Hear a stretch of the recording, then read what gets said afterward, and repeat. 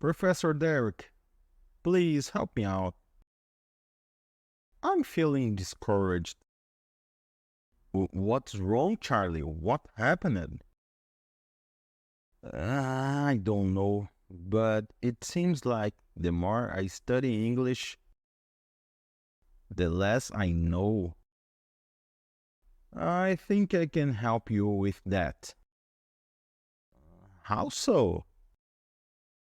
What you're feeling is absolutely normal. It doesn't seem normal to me.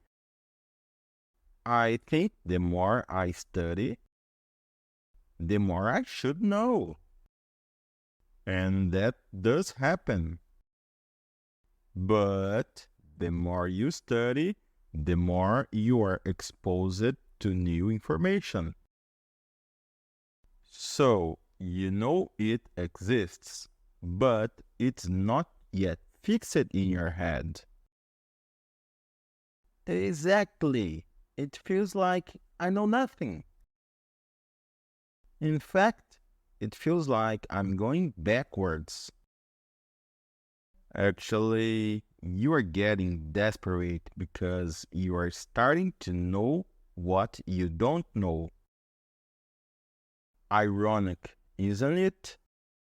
What do you mean by knowing what I don't know? I will give you an example. Do you live alone? Yes, I do. So, I imagine you know how to cook, right? Oh, yes. I have to figure it out myself. Right, but do you like to cook? Actually, I'd prefer not to have to cook and would love to be able to eat out every day. So, Charlie, think with me. You are not interested in cooking, but you know the basics. Therefore, you've put yourself in a comfort zone where you believe you know what's necessary and you don't seek to learn more about the subject. That is, what you don't know doesn't bother you. Whoa, that makes sense. Of course. Now, let's suppose you like it to cook. What would you do? I'd buy recipe books, watch recipe videos on YouTube, ask on ChatGPT. I don't know. I'd seek as much information about it as possible. Exactly. Now tell me, how long would it take you today to find about 1,000 recipes? And definitely less than a day, maybe a few hours, I think. But how many of those could you actually learn? Let's say in a year. Ah, if I really worked hard at it, I don't know, maybe about 50, 100.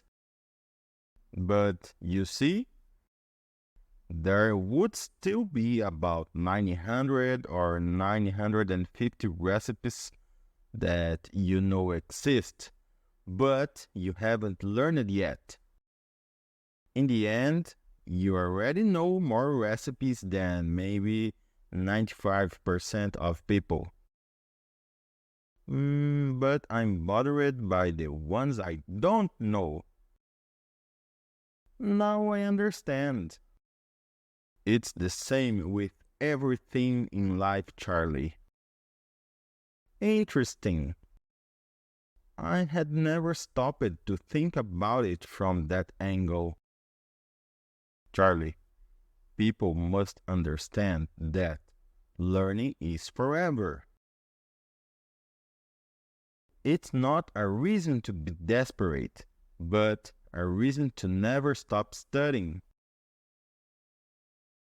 In 10 or 20 years, you will know much more than you know now.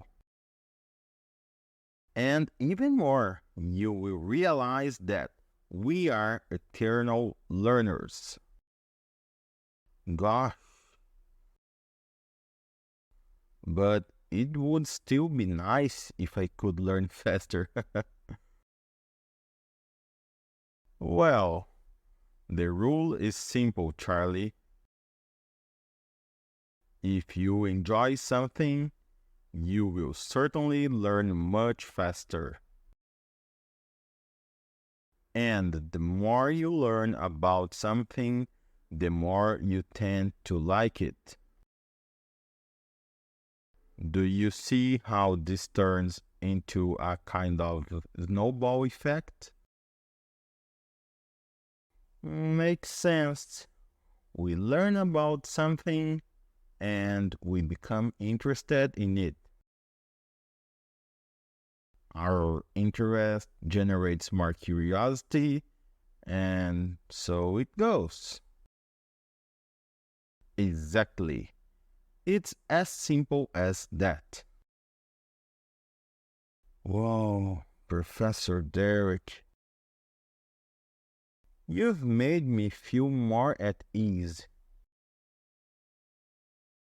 Thank you so much.